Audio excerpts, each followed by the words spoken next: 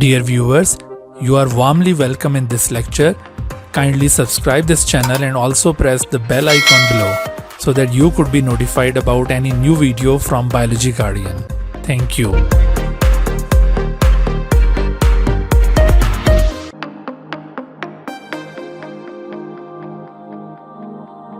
Bismillahirrahmanirrahim. Assalamu alaikum dear students. Welcome back in MDCAT Biology preparation, in which we are trying to cover all topics of biology according to the syllabi of University of Health Sciences, that is UHS, National University of Medical Sciences, that is NUMS, Educational Testing and Evaluation Agency of KPK, that is ETA, as well as MDCAT of other provinces taken by various examining bodies.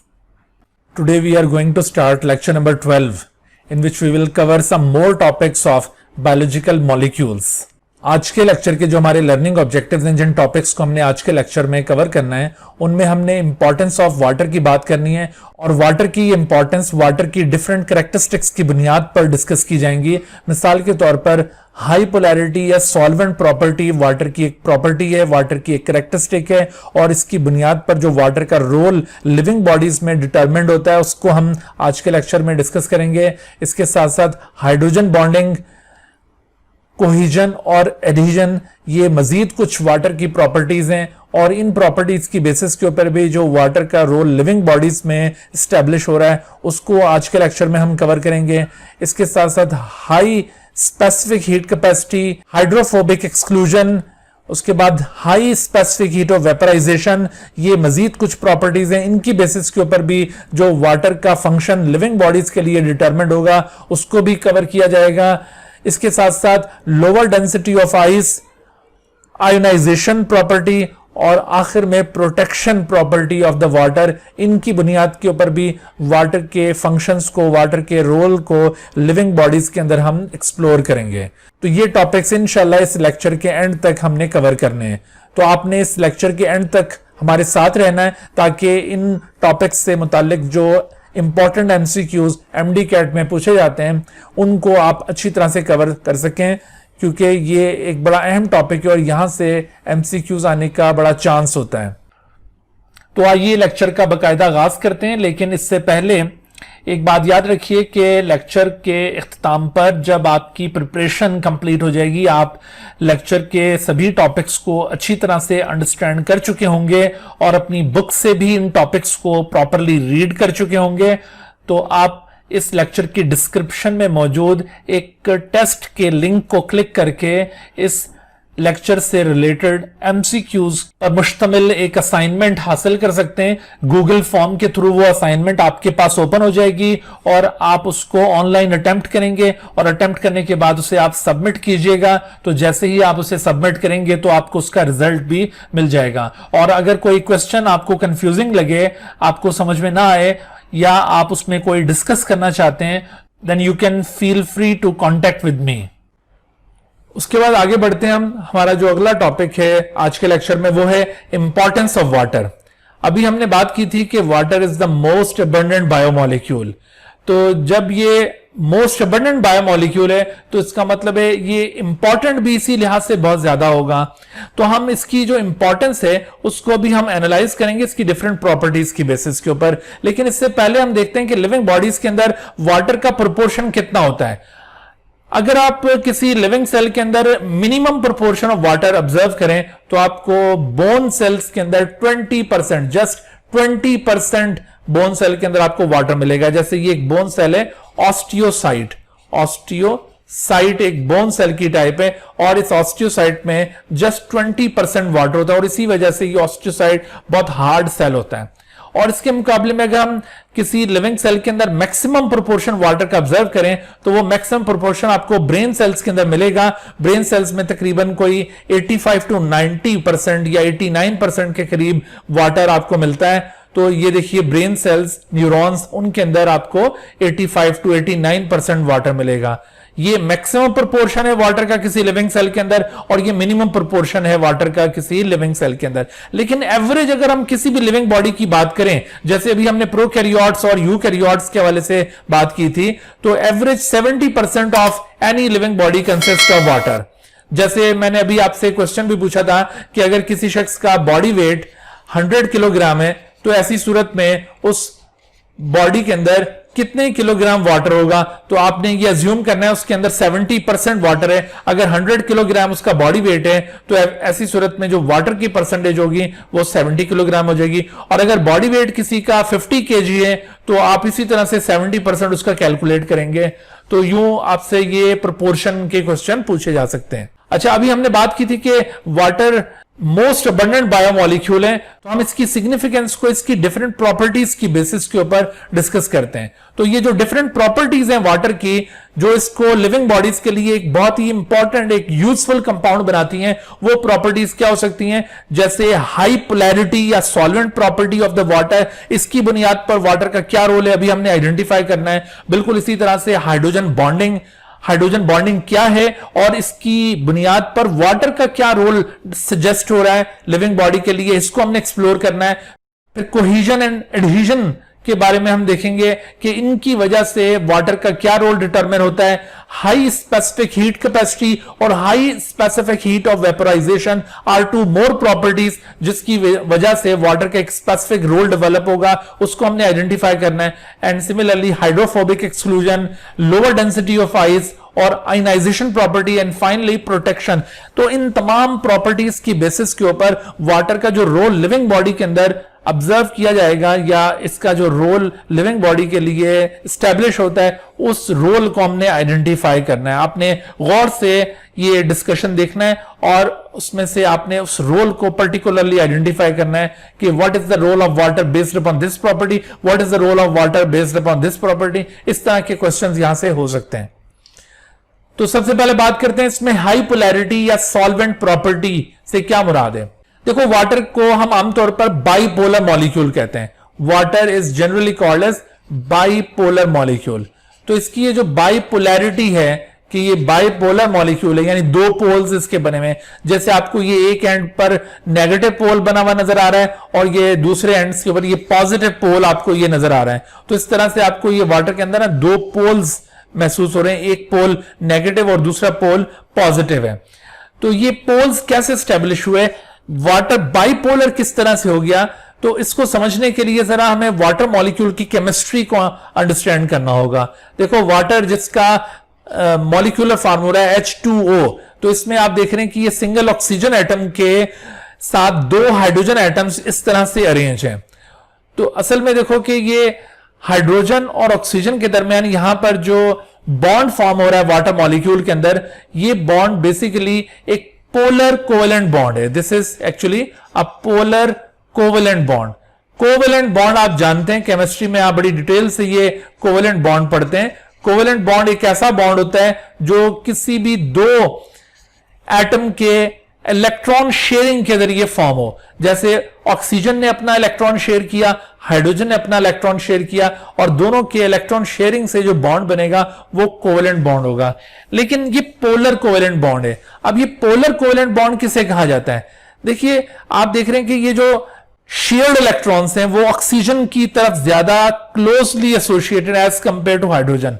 यानी ये shared electron oxygen और hydrogen के दरमियान में मौजूद नहीं है, बल्कि they are more close to the oxygen as compared to hydrogen. उसकी वजह क्या है? उसकी वजह यह है कि oxygen and hydrogen have different electronegativity. इनमें एक प्रॉपर्टी पाई जाती है, केमिस्ट्री की टर्म्स में हम बात कर रहे हैं, इनमें एक प्रॉपर्टी पाई जाती है इलेक्ट्रोनेगेटिविटी। इलेक्ट्रोनेगेटिविटी, देखिए इलेक्ट्रोनेगेटिविटी किसे कहते हैं? Electronegativity is the capacity of an atom to gain the electron. किसी भी एटम में इलेक्ट्रॉन गेन करने की जो प्रॉपर्टी है, गेन करने की कैपेसिटी, वो दरअसल उसकी इलेक्ट्रोनेगेटिविटी कहलाती है। तो इस लिहाज से अगर हम इन दोनों को कंपेयर करें, ऑक्सीजन और हाइड्रोजन को, तो आपको नजर आएगा कि oxygen is more electronegative atom as compared to hydrogen. Hydrogen के अंदर इलेक्ट्रॉन को गेन करने की ज्यादा सलाहियत नहीं है जितनी कि ऑक्सीजन के अंदर यह सलाहियत पाई जाती है। लिहाजा जब भी ऑक्सीजन किसी ऐसे एटम के साथ इलेक्ट्रॉन शेयरिंग करेगा जिसमें इलेक्ट्रोनेगेटिविटी लेस होगी, जैसा कि हाइड्रोजन के अंदर इलेक्ट्रोनेगेटिविटी कम है, तो ऐसी सूरत में जो शेयर्ड इलेक्ट्रॉन्स होंगे वो ऑक्सीजन की तरफ ज्यादा माइल हो जाएंगे as compared to the hydrogen. तो यही वजह है कि ये शेयर्ड इलेक्ट्रॉन चूंकि सेंटर में नहीं है बल्कि ये एक एंड पर एक पोल की तरफ जा रहे हैं, इस वजह से इस कोवेलेंट बॉन्ड को नाम दिया गया है पोलर कोवेलेंट बॉन्ड। अगर कोई ऐसा केस होता है जिसमें दोनों एटम्स की इलेक्ट्रोनेगेटिविटी इक्वल होती, तो ऐसी सूरत में जो शेयर्ड इलेक्ट्रॉन्स थे वो दोनों एटम्स के दरमियान में आ जाते और ऐसी सूरत में फिर पोल स्टेब्लिश ना होता, वो नॉन पोलर कोवेलेंट बॉन्ड कहलाता। लेकिन वाटर के केस में oxygen is more electronegative atom than hydrogen, और इस वजह से the shared electrons between oxygen and hydrogen are more closely or more powerfully pulled towards oxygen as compared to the hydrogen. तो इन शेयर्ड इलेक्ट्रॉन्स की वजह से एक्चुअली यहां पर यह होगा कि ऑक्सीजन के साथ हाइड्रोजन ये बिल्कुल एक स्ट्रेट एंगल के ऊपर अटैच नहीं होंगे, बल्कि ये इस तरह से इसके साथ अरेंज होते हैं कि इनके दरमियान, हाइड्रोजन के दरमियान, यहां पर अगर हम एंगल फाइंड आउट करें तो ये एंगल तकरीबन कोई 104.5 यानी 105 डिग्री का ये एंगल बनता है। तो इस एंगल की वजह से आप देख रहे हैं कि वाटर मॉलिक्यूल में इस तरह से ये दो पोल्स एस्टेब्लिश हो रहे हैं। तो वाटर मॉलिक्यूल का ये हिस्सा जिस तरफ हाइड्रोजन नजर आ रहे हैं ये पार्शियल पॉजिटिव पोल बन जाएगा और जबकि दूसरा हिस्सा पार्शियल नेगेटिव पोल बन जाएगा। इस तरह से वाटर एक बाइपोलर मॉलिक्यूल बन जाता है। लेकिन इसके बरक्स अगर आप कार्बन डाइऑक्साइड के केस में देखें तो कार्बन डाइऑक्साइड ने ऑक्सीजन के साथ ये दो बॉन्ड इस तरफ बनाए हुए और दो बॉन्ड इस तरफ बनाए हुए और इस तरह से ऑक्सीजन कार्बन के साथ ये बिल्कुल स्ट्रेट एंगल पर 180 डिग्री के एंगल के ऊपर मौजूद हैं। और इस अरेंजमेंट की वजह से कार्बन डाइऑक्साइड के अंदर आपको कोई पोल्स बने हुए नजर नहीं आ रहे हैं। तो पोल्स बने हुए ना होने की वजह से कार्बन डाइऑक्साइड एक नॉन पोलर कंपाउंड है, लेकिन water is a polar compound और ये बाइपोलर कंपाउंड है। तो वाटर की ये जो बाइपोलैरिटी आपने देखी है, हाई पोलैरिटी भी इसे कहा जाता है। ये हाई पोलैरिटी क्या चीज इंडिकेट कर रही है? असल में इस हाई पोलैरिटी का यहां पर फायदा ये होता है कि इस बाइपोलर नेचर की वजह से जो भी कोई पोलर कंपाउंड्स होंगे, पोलर कंपाउंड्स या फिर कोई भी इलेक्ट्रोलाइट कंपाउंड या फिर कोई आयनिक कंपाउंड, ये वाटर के अंदर इजीली डिसॉल्व हो जाते हैं। यानी इस बाइपोलैरिटी की वजह से दरअसल ये पोलर कंपाउंड्स, इलेक्ट्रोलाइट कंपाउंड्स या ionic compounds can be easily dissolve in water. Water act as the best solvent for these kind of compounds. लेकिन नॉन पोलर कंपाउंड जैसे कि ये लिपिड्स या फिर जैसे ये कार्बन डाइऑक्साइड आपको बताया, ये नॉन पोलर कंपाउंड्स हैं, they are insoluble in water. Otherwise बाकी पोलर इलेक्ट्रोलाइट्स या फिर ionic compounds are soluble in water और इन्हीं के लिए water act as a best solvent. तो इसकी ये सॉल्वेंट प्रॉपर्टी भी कहलाती है या फिर इसको हाई पोलैरिटी भी कहा जाता है। तो इसकी बुनियाद के ऊपर हम वाटर का अगर रोल सजेस्ट करें कि what is the role of water based upon this property, तो आप रोल ऑफ वाटर को सजेस्ट करेंगे कि water act as an aqueous medium for enzymatic reaction, क्योंकि जितने भी एंजाइम्स हैं they are polar in nature and they are easily dissolve in water और इसी वजह से फिर ये फंक्शनल होते हैं। क्योंकि कोई भी एंजाइम जब तक वो वाटर में डिसॉल्व नहीं होगा तो वो अपना फंक्शन परफॉर्म नहीं कर सकता। एंजाइम्स आमतौर पर ड्राई मीडियम में वर्क नहीं करते, उनको एक एक्वस मीडियम चाहिए और वो एक्वस मीडियम कौन प्रोवाइड कर रहा है? वाटर। तो इस तरह से role of water based upon this property क्या सजेस्ट हुआ कि water act as an aqueous medium for enzymatic reaction, यानी water act as transport medium. Because of this property चीजें इसके अंदर डिसॉल्व हो जाएंगी और वो डिसॉल्व जब होंगी तो वाटर फिर उनको कैरी कर सकेगा from one region to another. तो इस तरह से दूसरा जो रोल इसका डिटरमिन हो रहा है कि water acts as transport medium in the living bodies. तो इस तरह से आपने आइडेंटिफाई किया कि based upon its high polarity या bipolar nature of the water molecule what is the role of water या what is the significance of water in living beings. तो ये आपने सिग्निफिकेंस याद रखनी है। अच्छा, आप देखिए कि दूसरी जो प्रॉपर्टी है हाइड्रोजन बॉन्डिंग इसे कहा जाता है। तो हाइड्रोजन बॉन्डिंग क्या चीज होती है? अभी हमने देखा था कि वाटर मॉलिक्यूल के अंदर आपको इस तरह दो पोल्स नजर आ रहे हैं। एक पोल इसका पॉजिटिव पोल है, जिस साइड पर हाइड्रोजन होंगे वो पॉजिटिव पोल होगा, और दूसरी साइड इसकी नेगेटिव पोल, जिस साइड पर आपको ऑक्सीजन नजर आ रहा है वो नेगेटिव पोल है। तो एक वाटर मॉलिक्यूल जैसे ही एक वाटर मॉलिक्यूल ये दूसरे वाटर मॉलिक्यूल के साथ एक अट्रैक्शन शो कर रहा है। यहां पर ये जो अट्रैक्शन है ये between positive and negative pole of two water molecule आपको नजर आ रही है और इस अट्रैक्शन को दरअसल हाइड्रोजन बॉन्ड कहा जाता है। हाइड्रोजन बॉन्ड दरअसल ये एक इंट्रा मॉलिक्यूलर अट्रैक्शन है और इसको डॉटेड लाइन से क्यों शो किया हुआ है? डॉटेड लाइन से शो करने का मतलब यह है कि ये अट्रैक्शन या ये बॉन्ड बहुत वीक है, इस वजह से इसको यूं डॉटेड लाइन से शो किया है। इसके बरक्स आपने ये कोवेलेंट बॉन्ड को देखा था, उसको हमने यूं कंटिन्यूअस लाइन के साथ शो किया था। तो ये डॉटेड लाइन से शो करने का मकसद क्या है कि ये वीक है और जैसे ही इसमें थोड़ी सी एनर्जी अब्सॉर्ब होगी तो ये अट्रैक्शन खत्म हो जाएगी और वाटर मॉलिक्यूल एक दूसरे से जुदा हो जाएंगे। तो this intramolecular attraction between two water molecule between the negative and positive pole of two water molecule is known as hydrogen bond. इसको हाइड्रोजन बॉन्ड का नाम क्यों दिया जाता है? असल में इस तरह की जो इंट्रामोलिक्यूलर अट्रैक्शंस होती है ना, उनमें लाजमी तौर पर जो पॉजिटिव पोल होता है वो हाइड्रोजन पर मुश्तमिल होता है। नेगेटिव पोल वो मुख्तलिफ मॉलिक्यूल्स में मुख्तलिफ चीजों पर मुश्तमिल हो सकता है, मुख्तलिफ एटम्स पर मुश्तमिल हो सकता है। जैसे वाटर के अंदर तो आपको हमेशा ये नेगेटिव पोल ऑक्सीजन पर मुश्तमिल नजर आएगा, लेकिन हो सकता है कि किसी और जगह पर आपको इस बॉन्ड में जो नेगेटिव पोल है वो किसी और एटम पर मुश्तमिल नजर आए। तो बहरहाल इस बॉन्ड में हमेशा जो पॉजिटिव पोल है वो हाइड्रोजन पर मुश्तमिल होगा, इस वजह से इस बॉन्ड को हाइड्रोजन बॉन्ड का नाम दिया गया है। तो यूं ये हाइड्रोजन बॉन्डिंग वाटर मॉलिक्यूल के अंदर पाई जाती है और इस हाइड्रोजन बॉन्डिंग की वजह से ये डिफरेंट वाटर मॉलिक्यूल एक दूसरे के साथ लिंक्ड होते हैं। आपने यहां पर केयरफुल रहना, अक्सर यहां डायग्राम के अंदर ये आपसे पूछा जा सकता है कि ये बॉन्ड कौन सा है और ये बॉन्ड कौन सा है।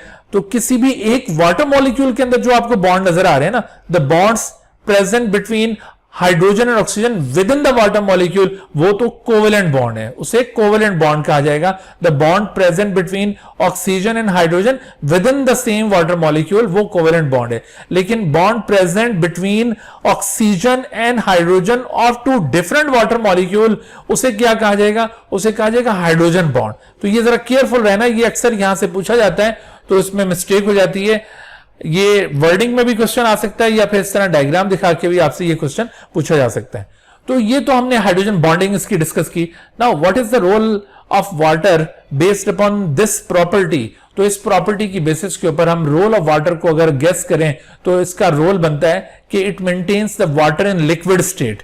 देखो ये जो हाइड्रोजन बॉन्ड्स होते हैं ना, इनकी वजह से वाटर लिक्विड स्टेट में है। अगर आप किसी भी वाटरी मीडियम में सारे हाइड्रोजन बॉन्ड रिमूव कर दें तो वो वाटरी मीडियम किस फॉर्म में कन्वर्ट हो जाएगा? वो गैस की फॉर्म में कन्वर्ट हो जाएगा। इट बिकम्स अ गैस, ठीक है। तो गैसियस स्टेट उसकी बन जाएगी। और अगर उसमें आप maximum number of hydrogen bonds form कर दें तो ऐसी सूरत में उसकी स्टेट क्या हो जाएगी? उसकी सॉलिड स्टेट आ जाएगी। तो वो सॉलिड स्टेट में कन्वर्ट हो जाएगा, यानी आइस बन जाएगा। और अगर उसके अंदर ये moderate number of hydrogen bonds present हो तो in moderate number of hydrogen bonds की वजह से उसकी स्टेट क्या होगी? लिक्विड। तो आपको ये पता है ना कि वाटर ये तीनों डिफरेंट स्टेट्स में पाया जाता है। ये गैसेस स्टेट में भी पाया जाता है, सॉलिड स्टेट में भी और लिक्विड स्टेट में भी। तो इसकी ये जो लिक्विड स्टेट है वो असल में इन्हीं हाइड्रोजन बॉन्ड्स की वजह से स्टैब्लिश हो रही है। कितने हाइड्रोजन बॉन्ड्स की वजह से?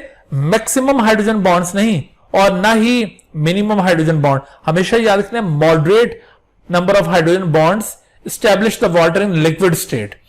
और इस लिक्विड स्टेट होने का फायदा क्या होगा? इस लिक्विड स्टेट होने का फायदा ये होगा कि water will act as a transport medium. क्योंकि देखो एक ट्रांसपोर्ट मीडियम एक ऐसा मीडियम होना चाहिए जो लिक्विड हो, जो बॉडी के अंदर सर्कुलेट कर सके। तो वाटर की प्रॉपर्टी चूंकि इसको लिक्विड स्टेट में मेंटेन कर रही है और इसी वजह से ये फिर एक ट्रांसपोर्ट मीडियम का रोल प्ले कर रहा है। अभी आपने जो पिछली प्रॉपर्टी देखी थी सॉल्वेंट प्रॉपर्टी, उसकी बेसिस के ऊपर भी इसका ट्रांसपोर्ट मीडियम के तौर पर रोल था और इसी तरह से हाइड्रोजन बॉन्डिंग भी इसको ट्रांसपोर्ट मीडियम के तौर पर बिहेव करने में हेल्प कर रही है। तो यूं समटाइम एमसीक्यूज पूछे जाते हैं कि which of the following properties enable the water to act as transport medium. उसमें आपने हाइड्रोजन बॉन्डिंग को भी याद रखना है और इसके साथ साथ आपने ये जो सॉल्वेंट प्रॉपर्टी आपने देखी थी उसको भी याद रखना है। अभी आपको मजीद कुछ और प्रॉपर्टीज इसकी नजर आएंगी। इसके बाद नेक्स्ट प्रॉपर्टी देखिए, कोहेजन एंड एडहेजन। कोहेजन क्या चीज होती है? कोहेजन वाटर की एक प्रॉपर्टी है कि दो वाटर मॉलिक्यूल्स आपस में जो एक अट्रैक्शन शो कर रहे होते हैं वो कोहेजन कहलाता है। वाटर स्टिकिंग टुगेदर, ठीक है। तो ये उनकी जो आपस में अट्रैक्शन है उसे कहा जाता है कोहेजन। लेकिन अगर वाटर किसी दूसरे मॉलिक्यूल के साथ कोई अट्रैक्शन शो कर रहा हो तो उसको एडहेजन कहा जाएगा। असल में देखो ये जो कोहेजन है ना, इस कोहेजन के ये कोहेजन कैसे डेवलप है? ये भी हाइड्रोजन बॉन्डिंग का एक नतीजा है। हाइड्रोजन बॉन्डिंग ही दो वाटर मॉलिक्यूल के दरमियान होती है, तो उससे कोहिजन स्टैब्लिश होती है, दो वाटर मॉलिक्यूल एक दूसरे के साथ अट्रैक्ट हो जाते हैं। और इसी तरह से अगर वाटर मॉलिक्यूल किसी दूसरे मॉलिक्यूल के साथ अट्रैक्ट हो रहे हैं, यानी एडिशन डेवलप हो रही है, तो इसमें भी हाइड्रोजन बॉन्डिंग ही दरअसल इन्वॉल्व होगी। यानी ये दोनों प्रॉपर्टीज हाइड्रोजन बॉन्डिंग के ऊपर डिपेंड कर रही होती हैं। हाइड्रोजन बॉन्डिंग की वजह से ही दरअसल ये दोनों प्रॉपर्टीज डेवलप हुई हैं।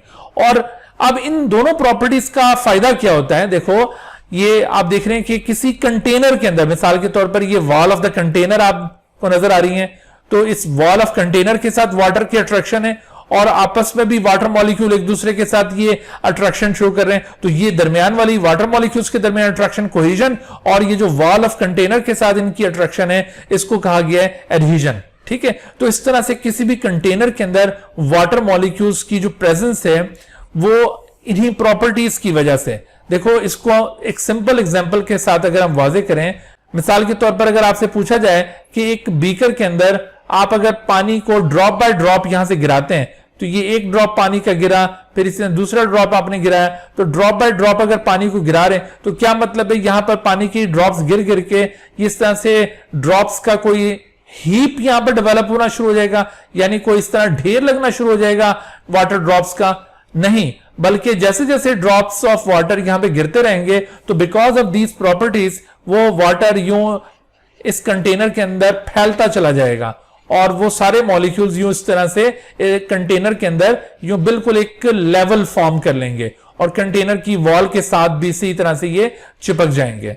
तो अब देखो, इसका फायदा क्या होगा? इसका फायदा ये होता है कि किसी भी वेसल के अंदर, जैसे जाइलम वेसल है या कोई भी पाइपलाइन है, तो उसके अंदर वाटर की जो मूवमेंट हो रही होती है उस वेसल के अंदर, वो असल में इन्हीं दोनों प्रॉपर्टीज की वजह से हो रही होती है।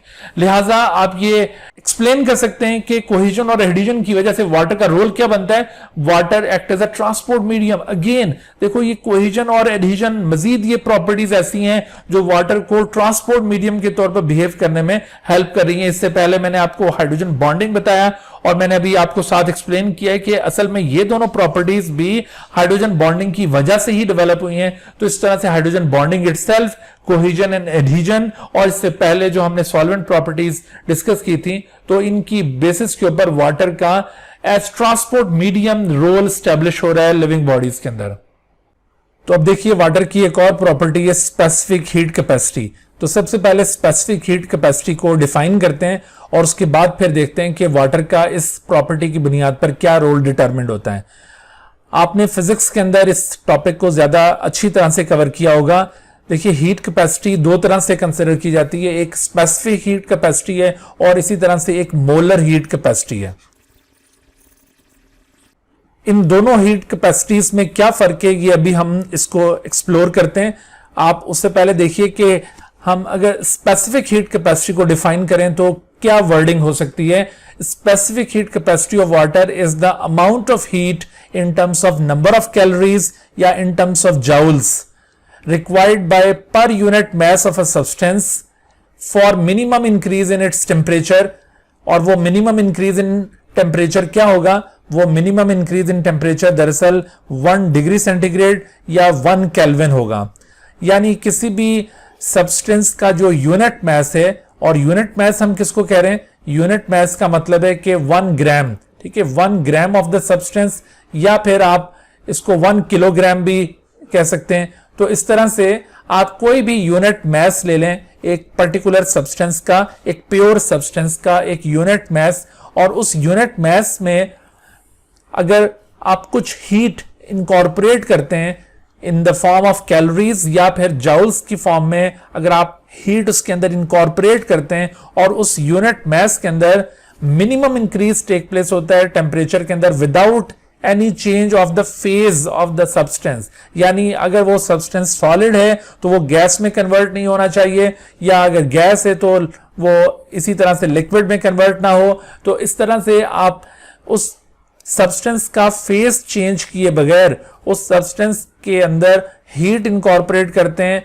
और उस हीट से उस सब्सटेंस के अंदर एक मिनिमम इंक्रीज वाकई होता है। और वो मिनिमम इंक्रीज मैंने आपको बताया कि 1 डिग्री सेंटीग्रेड या 1 केल्विन कंसिडर किया जाता है। यानी अगर सब्सटेंस का पहले टेम्परेचर 15 डिग्री सेंटीग्रेड था और एक sufficient amount of heat absorb करने के बाद उसका टेम्परेचर 15 सेंटीग्रेड से बढ़कर 16 सेंटीग्रेड हो गया है। तो ये जो 1 डिग्री सेंटीग्रेड का राइज आया टेम्परेचर के अंदर, दरअसल ये मिनिमम इंक्रीज है टेम्परेचर का, और इस मिनिमम इंक्रीज इन टेम्परेचर के लिए जितना अमाउंट ऑफ हीट उस सब्सटेंस के यूनिट मास ने एब्जॉर्ब किया होगा, दरअसल उस अमाउंट ऑफ हीट को स्पेसिफिक हीट कैपेसिटी कहा जाता है। तो आपने देखा कि स्पेसिफिक हीट कैपेसिटी को हमने डिफाइन करते हुए सब्सटेंस को मैस की फॉर्म में कंसीडर किया है, उसका यूनिट मैस हमने लिया है।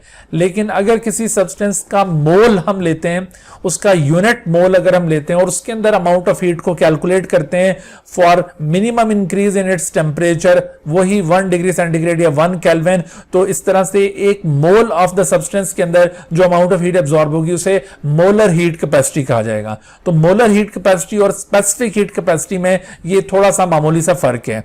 आपने जस्ट सब्सटेंस को देखना है कि उसको किस फॉर्म में लिया है। अगर आप उसको मैस ले रहे हैं, उसका मैस ले रहे हैं, तो आपने स्पेसिफिक हीट कैपेसिटी को फॉलो किया है, और अगर आप उसका मोल ले रहे हैं और उसके अंदर आप अमाउंट ऑफ हीट एब्जॉर्ब करके उसको चेक करें कि कितना अमाउंट ऑफ हीट उसके अंदर एब्जॉर्ब हुआ है, तो वो मोलर हीट कैपेसिटी बन जाएगी।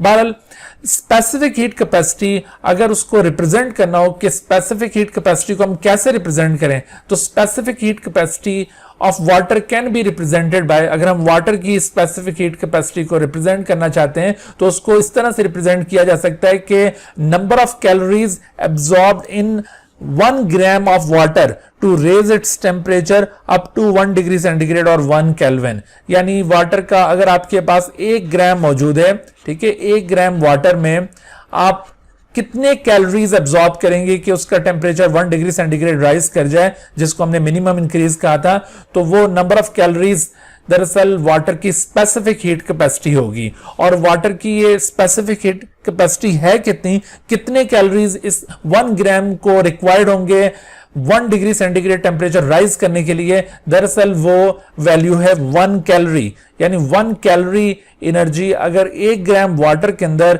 एब्जॉर्ब हो, तो ऐसी सूरत में उस वाटर का कितना टेम्परेचर इंक्रीज करेगा, जस्ट 1 डिग्री सेंटीग्रेड या 1 केल्विन उसका टेम्परेचर इंक्रीज करेगा।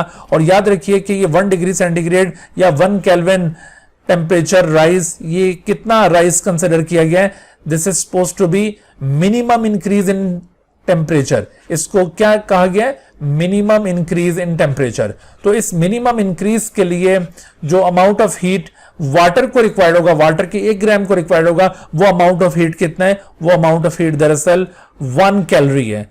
और 1 कैलोरी को अगर जाउल्स में कन्वर्ट किया जाए कि 1 कैलोरी कितने जाउल्स के बराबर है, तो आप देखेंगे कि 1 calorie is equal to 4.18 joules. तो 4.18 joules per gram to raise its temperature up to 1 degree centigrade, ये भी specific heat capacity of water हो सकती है। या फिर 1 calorie per gram to raise its temperature up to 1 degree centigrade, इसको भी हम स्पेसिफिक हीट कैपेसिटी कह सकते हैं वाटर की, ठीक है। लेकिन अगर ये 1 calorie per gram to raise its temperature 2 degree, या फिर इसी तरह से 1 कैलोरी पर 2 ग्राम, इस तरह से करके कोई एक्सप्रेशन दी हुई हो, तो वो गलत होगी। यहां पर अक्सर पूछा जाता है कि which of the following is the correct expression of the specific heat capacity of water. तो आपने ये specific heat capacity of water में इन चीजों को याद रखना है कि इधर ग्राम होना चाहिए यानी मैस होना चाहिए, और यहां पर आप ये हीट कैलोरीज की फॉर्म में या फिर जाउल्स की फॉर्म में ले सकते हैं। और अगर 1 कैलोरी पर ग्राम है तो इसका मतलब है कि टेम्परेचर कितना राइज होना चाहिए, 1 डिग्री सेंटीग्रेड, तो तब ये एक्सप्रेशन बिल्कुल करेक्ट होगी। अच्छा, जिस तरह से आपको अभी ये बताया गया है कि 1 ग्राम वाटर में अगर 1 कैलोरी एनर्जी एब्जॉर्ब हो या 4.18 जाउल्स एब्जॉर्ब हो, तो उसका टेम्परेचर 1 डिग्री सेंटीग्रेड राइज करता है।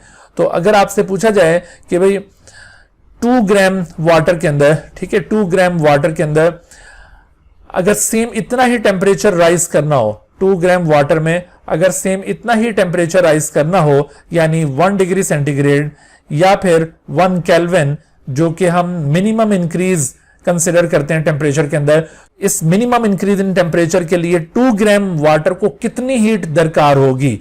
तो आप अगर इसको कैलकुलेट करें, अगर 1 ग्राम के लिए 1 कैलोरी है तो 2 ग्राम के लिए कितना हो जाना चाहिए, ऑब्वियसली 2 कैलोरी एनर्जी हो जानी चाहिए। तो 2 कैलोरी हीट एब्जॉर्ब होगी 2 ग्राम्स के अंदर, तब भी सेम टेम्परेचर राइज वाक़ होगा।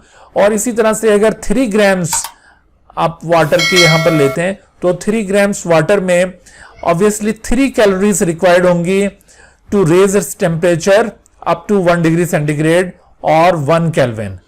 ठीक हो गया। तो आप जिस रिलेशन से, आप जिस तनासब से मैस को इंक्रीज करते जाएंगे तो उसी रिलेशन से, उसी तनासब से आपने इस हीट को भी इंक्रीज करते जाना है। आप अगर ये मैस को 2 गुना करते हैं तो हीट को 2 गुना कर देंगे, मैस को 3 गुना करते हैं हीट को भी 3 गुना कर देंगे। तो जिस रिलेशन से ये मैस इंक्रीज होगा उसी रिलेशन से आपने हीट को इंक्रीज करना है। लिहाजा अगर मैं आपसे पूछता हूं कि 1 किलोग्राम वाटर अगर किसी जगह पर मौजूद है, 1 किलोग्राम वाटर, तो इस 1 किलोग्राम वाटर का टेम्परेचर सेम ये 1 डिग्री सेंटीग्रेड राइज करना हो तो ऐसी सूरत में कितनी हीट दरकार होगी। तो जिस तरह से 1 ग्राम के लिए 1 कैलोरी, 2 ग्राम के लिए 2 कैलोरीज और 3 ग्राम के लिए 3 कैलोरीज, तो 1 किलोग्राम के लिए, किलोग्राम का मतलब है 1000 ग्राम, तो इसके लिए 1000 कैलोरीज, या फिर इसको आप 1 किलो कैलोरी कह सकते हैं, 1 किलो कैलोरी। तो 1 kilo calorie energy is required by 1 kilogram of water to raise its temperature up to 1 degree centigrade.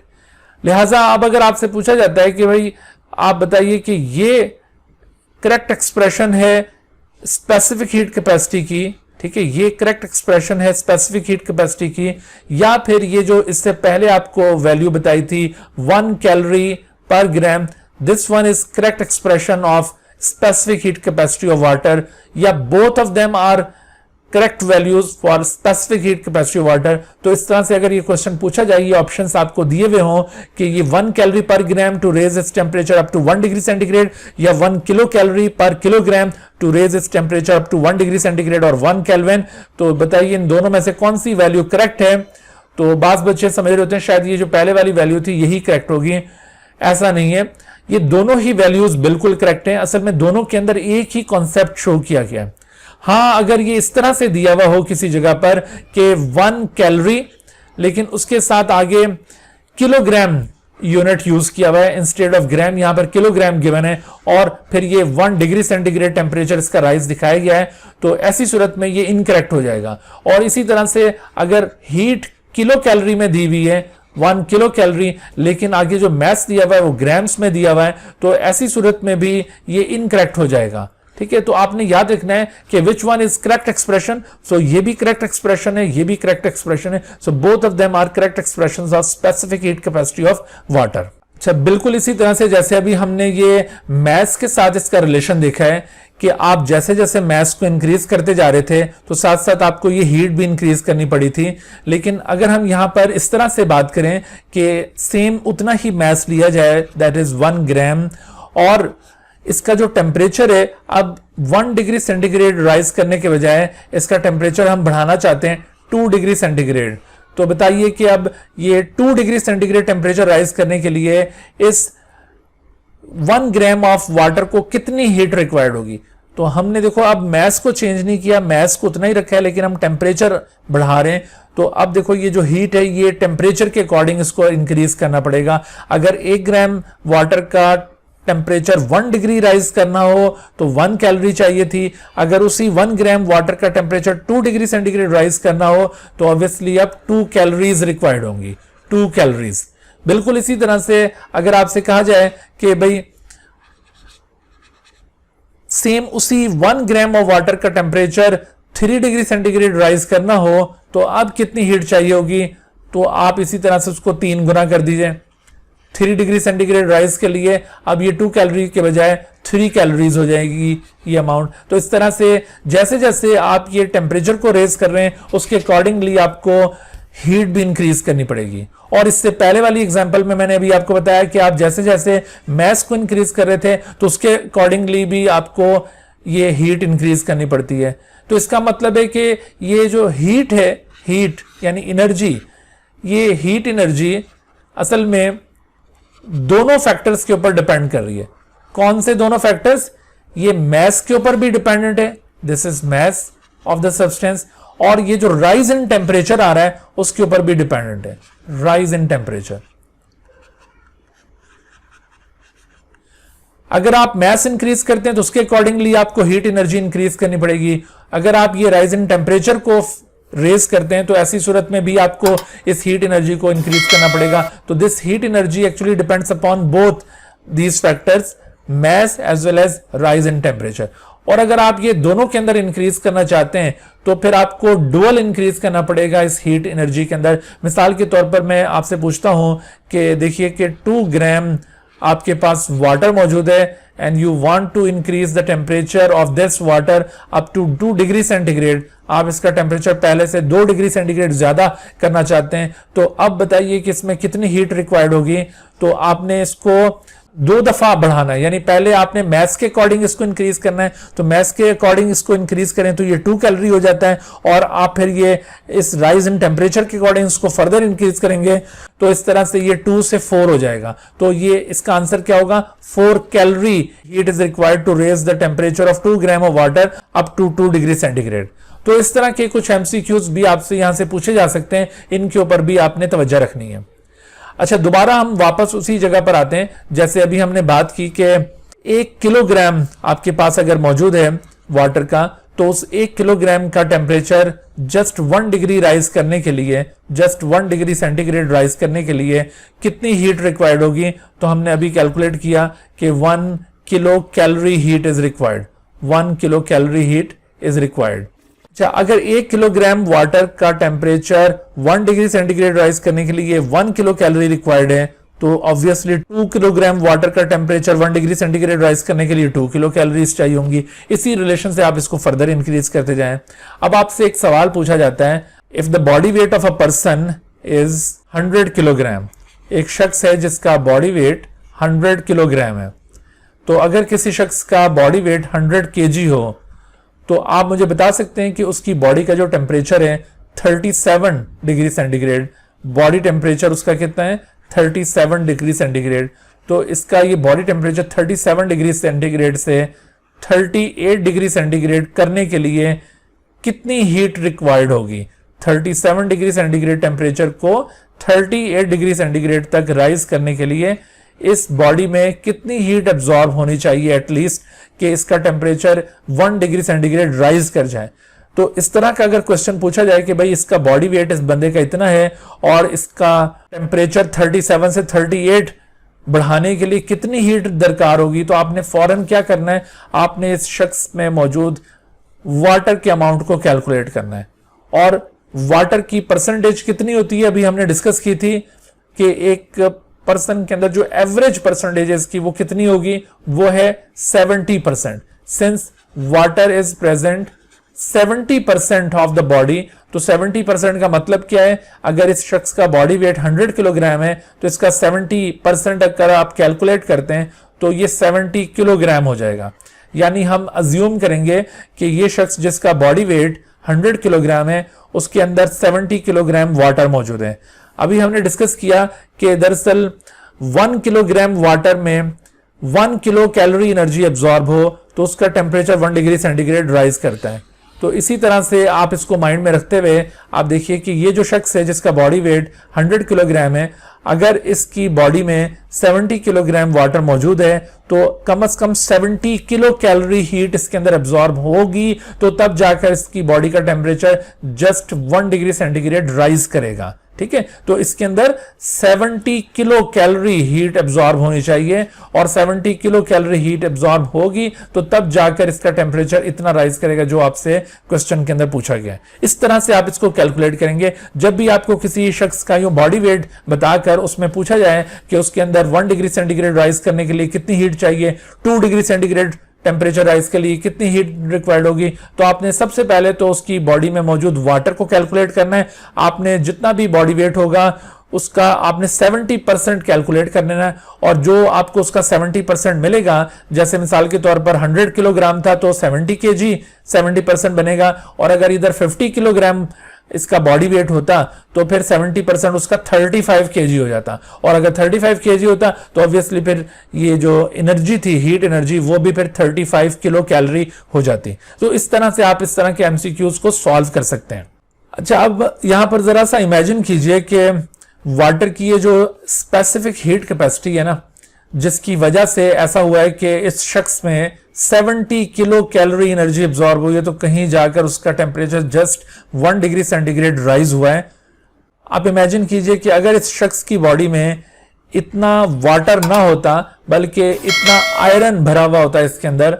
Suppose कर रहे हैं हम कि अगर इस शख्स की बॉडी में 70% यानी 70 किलोग्राम वाटर के बजाय 70 किलोग्राम आयरन इसके अंदर अगर भरा हुआ होता, तो आप अंदाजा कीजिए कि अगर आयरन में ये 70 किलो कैलोरी एनर्जी एब्जॉर्ब होती तो उसका टेम्परेचर कितना राइज करता? क्या उसका टेम्परेचर भी जस्ट 1 डिग्री सेंटीग्रेड राइज करता? नहीं, ऐसा नहीं है।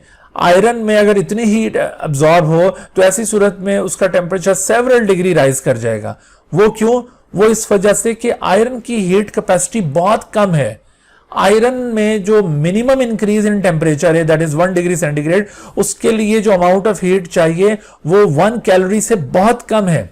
ठीक है, इसी तरह से जो बाकी सब्सटेंसेज हैं उनके लिए भी जो अमाउंट ऑफ हीट रिक्वायर्ड होता है for minimum increase in their temperature, वो अमाउंट ऑफ हीट वाटर वाले अमाउंट ऑफ हीट से बहुत कम होता है। यानी कहने का मतलब यह है कि water has higher heat capacity than any other substance. देखो, इसको हम यहां पे इस तरह से देखते हैं कि वाटर दूसरे सब्सटेंसेस के मुकाबले में वो हायर हीट कैपेसिटी कैसे शो करता है।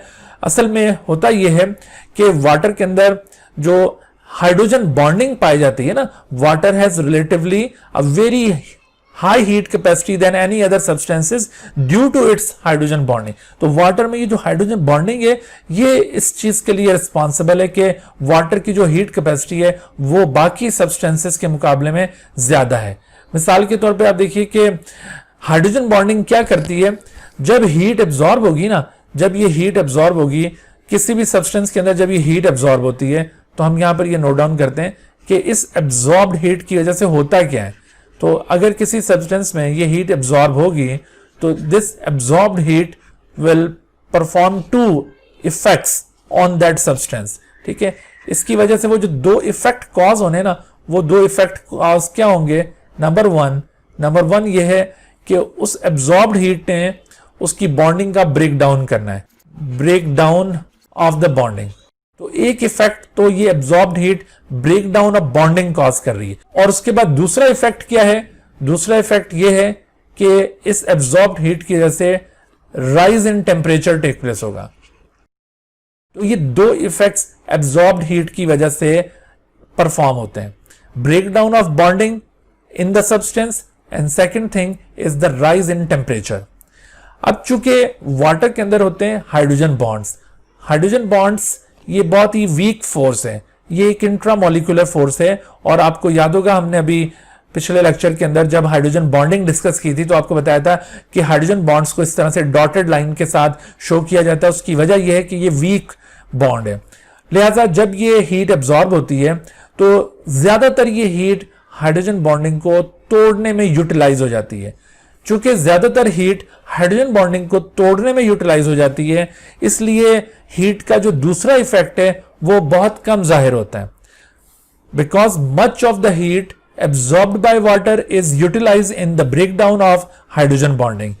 ठीक है, therefore it does not manifest itself to raise the temperature of the water. यानी ये जो दूसरा इफेक्ट आपको मैंने पॉइंट आउट किया है ना, ये दूसरा इफेक्ट इतना ज्यादा परफॉर्म नहीं होगा क्योंकि वो ज्यादा हीट जो एब्जॉर्ब हुई थी वो ज्यादा इस काम के अंदर यूटिलाइज हो गई है, तो बहुत कम हीट उसकी टेम्परेचर राइज करने का सबब बनी है। इस वजह से वाटर बहुत ज्यादा हीट एब्जॉर्ब करता है, लेकिन उसके टेम्परेचर के अंदर जो नेट राइज टेक प्लेस होगा वो बहुत कम होगा।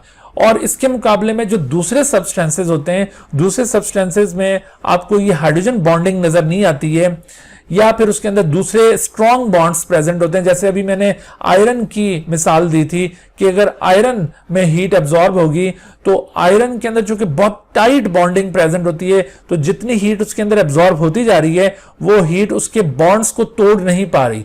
तो वो जितनी भी हीट वो एब्जॉर्ब कर रहा है इनिशियली, वो सारी की सारी हीट उसके टेम्परेचर को राइज करने में इन्वॉल्व हो रही है। इस वजह से आयरन थोड़ी सी हीट एब्जॉर्ब करके बहुत ज्यादा टेम्परेचर राइज शो करता है और वाटर बहुत ज्यादा हीट एब्जॉर्ब करके बहुत कम राइज इन टेम्परेचर शो करता है। सो इस वजह से water has high heat capacity than any other substances. Okay, अच्छा, वाटर का रोल क्या डिटरमिन होता है इस बुनियाद के ऊपर? अगर हम इस बेसिस के ऊपर वाटर के रोल को डिटरमाइन करें कि इस बुनियाद के ऊपर वाटर का क्या रोल डिटरमिन होता है, तो आपने देखा कि वाटर के बजाय अगर आयरन हमारी बॉडी में होता है, जैसे मैंने अभी आपको एग्जांपल दी थी कि अगर हमारे बॉडी में 70% वाटर के बजाय अगर आयरन भरा हुआ होता, तो ऐसी सूरत में जो हीट एब्जॉर्ब होती उससे सेवरल डिग्री टेम्परेचर राइज हो जाता और हमारी सर्वाइवल डिफिकल्ट हो जाती। ठीक है, तो अल्लाह ताला ने हमारे बॉडी के अंदर जो ये 70% वाटर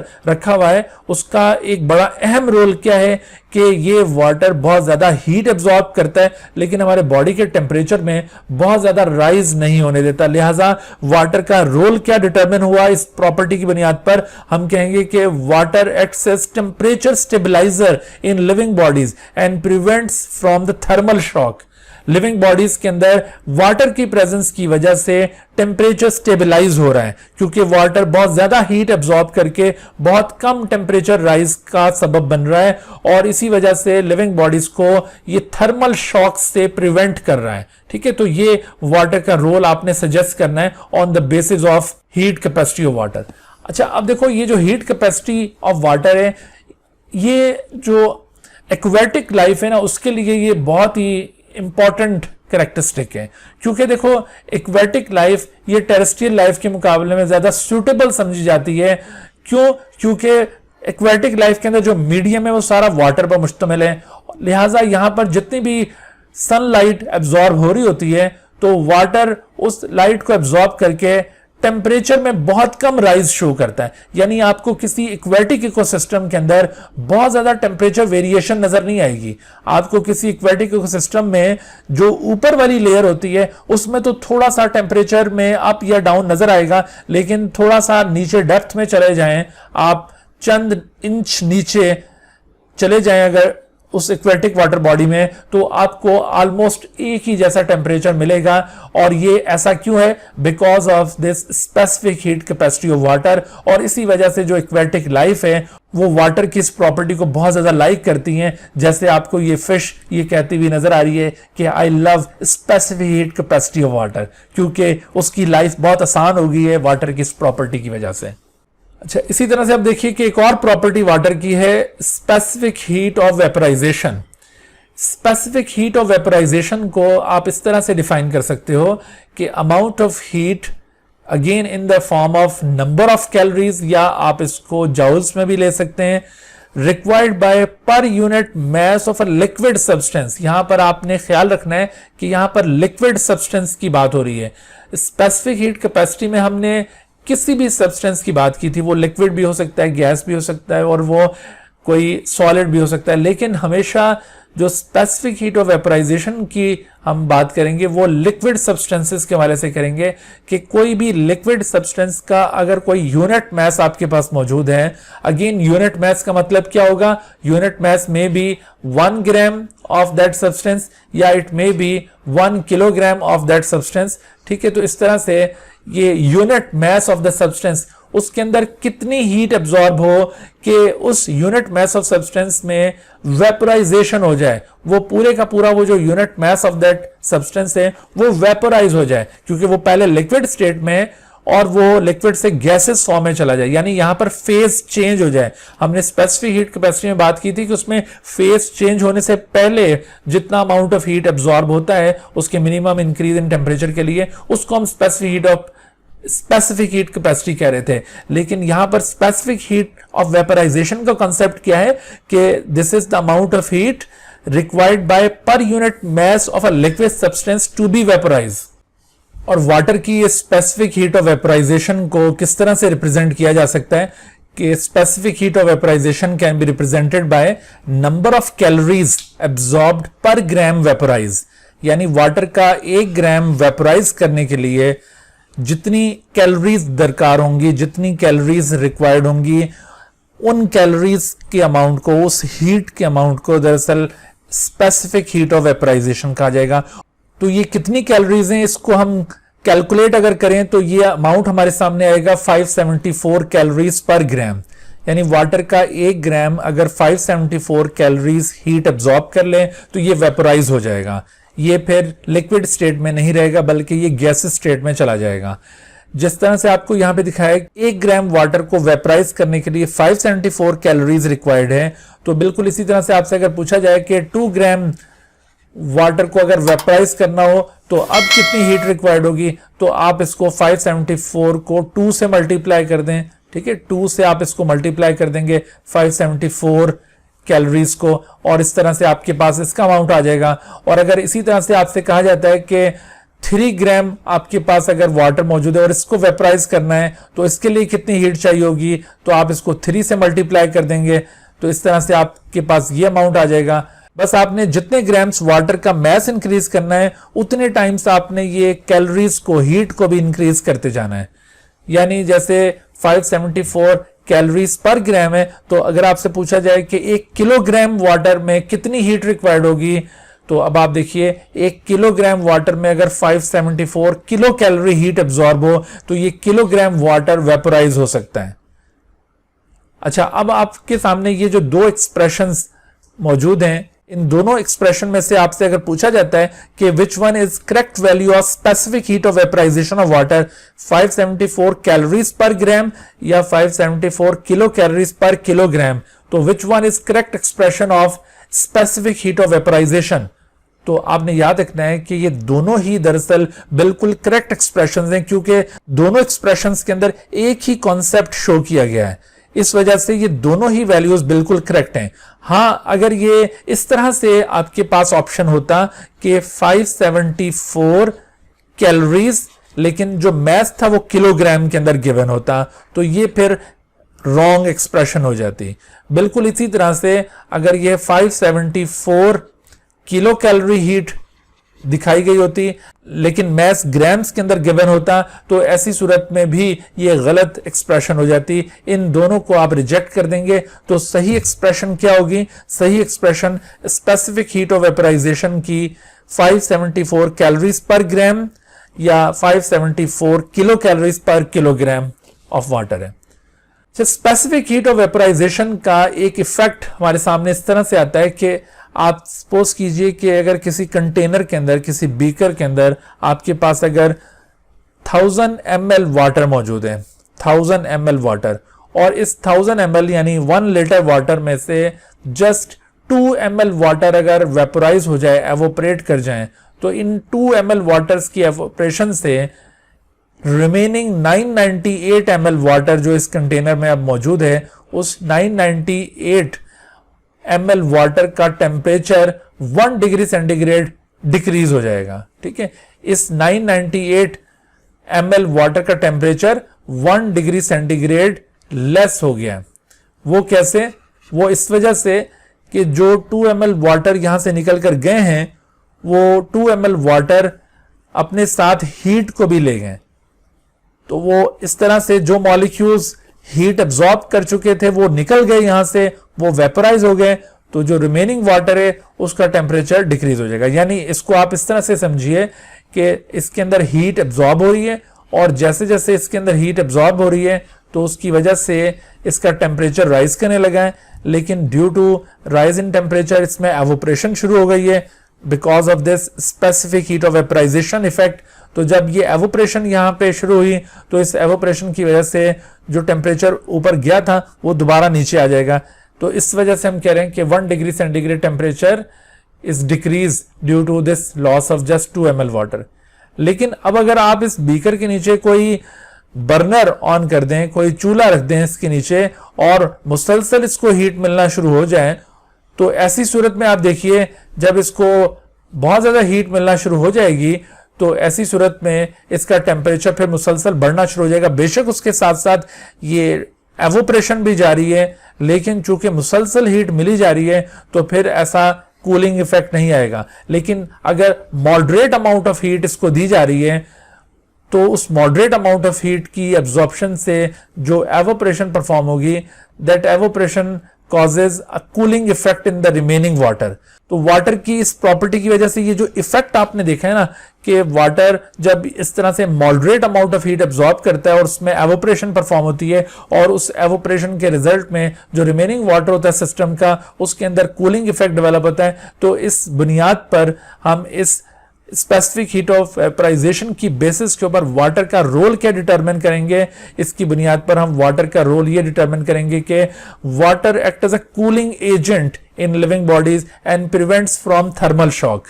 हमने अभी जो पिछली प्रॉपर्टी डिस्कस की थी specific heat capacity of water, उस specific heat capacity of water की बुनियाद के ऊपर भी हमने यही बात गेस की थी कि वाटर थर्मल शॉक से एक लिविंग बॉडी को प्रोटेक्ट कर रहा है, थर्मल शॉक से ये प्रिवेंट कर रहा है। बिल्कुल इसी तरह से स्पेसिफिक हीट ऑफ वेपराइजेशन की बेसिस के ऊपर भी वाटर लिविंग बॉडीज को थर्मल शॉक से प्रोटेक्ट कर रहा है।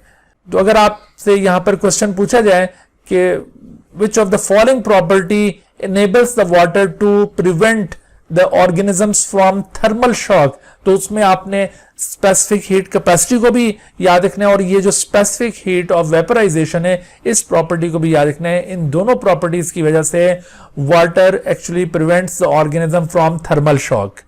इस प्रॉपर्टी की बुनियाद पर जो स्पेसिफिक रोल होगा वो ये होगा कि water act as a cooling agent, और जबकि हीट कैपेसिटी की बुनियाद के ऊपर स्पेसिफिक रोल आपको क्या बताया था कि water act as a temperature stabiliser. तो इस तरह से आपने वाटर का ये रोल इन प्रॉपर्टीज की बेसिस के ऊपर याद रखना है। उसके बाद नेक्स्ट प्रॉपर्टी है hydrophobic exclusion. Hydrophobic exclusion can be defined as the reduction of the contact area between water and the hydrophobic substances which are placed in the water। यानी आपके पास एक वाटरी मीडियम है, जैसे ये एक वाटरी मीडियम दिखाया है और इस वाटरी मीडियम के अंदर हमने कोई ऑयल इमर्स कर दिया, ऑयल उस वाटरी मीडियम के अंदर डाल दिया है और उसके बाद आप उस वाटरी मीडियम में ऑयल डालने के बाद उसको अच्छी तरह से विगोरसली आप उसको शेक कर दें।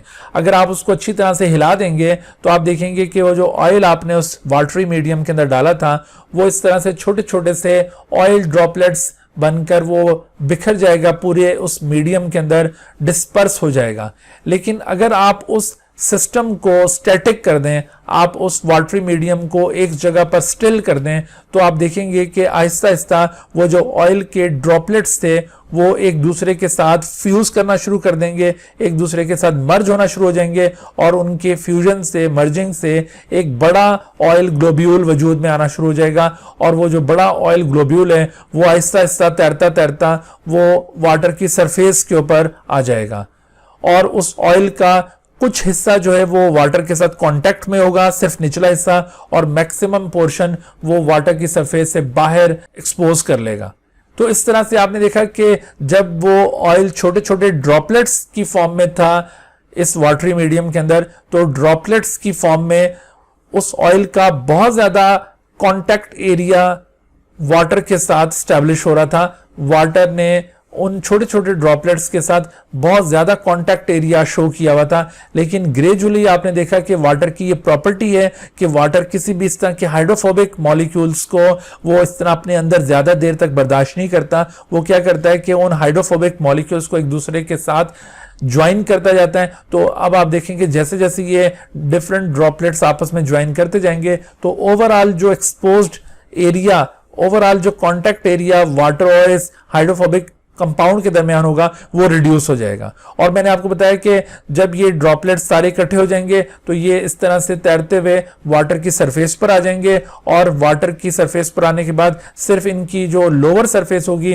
वो वाटर के साथ इन कांटेक्ट होगी और बाकी पोर्शन इनका ऊपर एक्सपोज हो जाएगा एयर के अंदर। इस तरह से आप देखें कि वाटर में मौजूद ये हाइड्रोफोबिक सब्सटेंसेस, इनके साथ वाटर का ये जो कांटेक्ट एरिया है ये ग्रेजुअली जो रिड्यूस हो रहा है, this reduction of the contact area between the water and the hydrophobic substances which are placed in water is called hydrophobic exclusion. तो ये जो प्रॉपर्टी हमने डिस्कस की है हाइड्रोफोबिक एक्सक्लूजन, इसका बेनिफिट क्या है? देखिए इसका बेनिफिट ये है कि आपको पता है कि हमारे सेल के अंदर कंपार्टमेंटलाइजेशन पाई जाती है in the form of membranes structures. तो वो जो मेम्ब्रेनस स्ट्रक्चर्स हैं वो किस तरह से स्टैब्लिश होते हैं? असल में वो इसी प्रॉपर्टी की वजह से स्टैब्लिश होते हैं। यानी ये जो प्रॉपर्टी है वाटर को इनेबल कर रही है टू डेवलप मेम्ब्रेनस स्ट्रक्चर्स। यानी basically hydrophobic exclusion play an important role in maintaining the integrity of the lipid bilayer membrane. क्योंकि ये जो लिपिड बायलेयर मेम्ब्रेन है it is made up of the phospholipids, और ये फॉस्फोलिपिड मॉलिक्यूल्स आप देखते हैं कि उनकी टेस्ट जो हाइड्रोफोबिक होती हैं ये एक दूसरे को फेस कर रही हैं, ये वाटर से अपना मुंह मोड़ लेती हैं और एक दूसरे के आमने सामने आ जाती हैं ये हाइड्रोफोबिक टेल्स। और जबकि जो हाइड्रोफिलिक हेड्स होते हैं फॉस्फोलिपिड्स के वो सरफेस के ऊपर ऑक्यूपाई कर जाते हैं। तो इस तरह से ये लिपिड बायलेयर वजूद में आती है because of this hydrophobic exclusion property. ना सिर्फ ये इस तरह लिपिड बायलेयर वजूद में आती है और कंपार्टमेंट्स बनते हैं सेल के अंदर, डिफरेंट सेल ऑर्गेनल स्टैब्लिश होते हैं, बल्कि इसके साथ साथ आपने ये दो मजीद टर्म्स भी पढ़ी होंगी मुख्तलिफ चैप्टर्स के अंदर। लिपोसोम का आपने नाम सुना होगा, जैसे आपको याद होगा बायोटेक्नोलॉजी के चैप्टर के अंदर आपको बताया गया था कि जो सिस्टिक फिब्रोसिस के पेशेंट्स होते हैं, सिस्टिक फिब्रोसिस के पेशेंट्स को कुछ लिपोसोम्स जो कि जीन से कोट किए हुए होते हैं उनको नॉस्ट्रल्स के थ्रू उनके रेस्पिरेटरी ट्रैक्ट में उसका स्प्रे कर दिया जाता है, और वो लिपोसोम्स जो जीन कोटेड लिपोसोम्स होते हैं वो फिर रेस्पिरेटरी एपिथेलियम से डिफ्यूज करके रेस्पिरेटरी सेल्स के अंदर चले जाते हैं और वहां पर वो उस जीन को डिलीवर करते हैं, और इस तरह से फिर वो जो सिस्टिक फिब्रोसिस के पेशेंट हैं उनके अंदर वो जीन इंसर्ट किया जाता है। यानी जीन थेरापी की एक अटेम्प्ट के लिए इन लिपोसोम्स को यूज किया जाता है। तो ये जो लिपोसोम्स होते हैं ये क्या होते हैं? लिपोसोम्स भी इस तरह से स्फेरिकल सैक होता है जिसमें ये फॉस्फोलिपिड की बायोलेयर बनी हुई होती है, और आप देख रहे हैं कि इस स्फेरिकल सैक का जो अंदरूनी हिस्सा है उसके अंदर कोई चीज मौजूद हो सकती है, या फिर ये अंदर से हॉलो भी हो सकती है इसकी कैविटी, और इसकी आप देखें आउटर सरफेस वो भी आपको हाइड्रोफिलिक नजर आ रही है। तो इस वजह से ये जो लिपोसोम है ये किसी एक्वस मीडियम के अंदर आसानी से स्टे कर सकते हैं। बिल्कुल इसी तरह से आपने माइसील का नाम भी सुना होगा। डाइजेस्टिव ट्रैक्ट के अंदर जो लिपिड्स की एब्जॉर्प्शन होती है तो वो माइसील के थ्रू होगी। वो किस तरह से कि दरअसल माइसील जो होते हैं ना ये फॉस्फोलिपिड मॉलिक्यूल से स्टैब्लिश होते हैं। फॉस्फोलिपिड मॉलिक्यूल्स आप देख रहे हैं कि किसी भी लिपिड प्रोडक्ट के गिर्द इस तरह जमा हो जाते हैं कि फॉस्फोलिपिड्स की टेल्स जो कि हाइड्रोफोबिक हैं कि वो टेल्स उस मटेरियल को कांटेक्ट कर लेती हैं, उस मटेरियल के गिर्द जमा हो जाती हैं, जबकि फॉस्फोलिपिड्स के हेड्स वो बाहर की सरफेस के ऊपर ऑक्यूपाई कर जाते हैं, और इस तरह से जो स्ट्रक्चर वजूद में आता है उस स्ट्रक्चर को कहते हैं माइसील। तो इस तरह माइसील की फॉर्म में लिपिड्स की जो डाइजेस्टेड प्रोडक्ट्स होती हैं उनकी एब्जॉर्प्शन होती है। अब देखिए एक और प्रॉपर्टी है वाटर की, low density of ice. Ice भी दरअसल वाटर की ही एक फॉर्म है। वाटर जब लो टेम्परेचर पर फ्रीज हो जाएगा तो तब वो आइस बन जाएगा, और in the form of ice water के ऊपर ये आइस फ्लोट करती है। जब ये वाटर आइस में कन्वर्ट हो जाएगा तो लिक्विड स्टेट ऑफ वाटर में जब आप इसको इंसर्ट करेंगे तो ये आइस की फॉर्म में जो वाटर होगा वो उस लिक्विड स्टेट ऑफ वाटर के ऊपर फ्लोट करना शुरू कर देगा। उसकी वजह क्या है, क्यों फ्लोट करता है? This is because ice is less dense then water. Water की डेंसिटी यानी लिक्विड स्टेट ऑफ वाटर की डेंसिटी ज्यादा होगी, और in the form of ice इस वाटर की डेंसिटी कम हो जाती है। ये कैसे हो जाता है? ये डेंसिटी किस तरह से कम हो जाती है?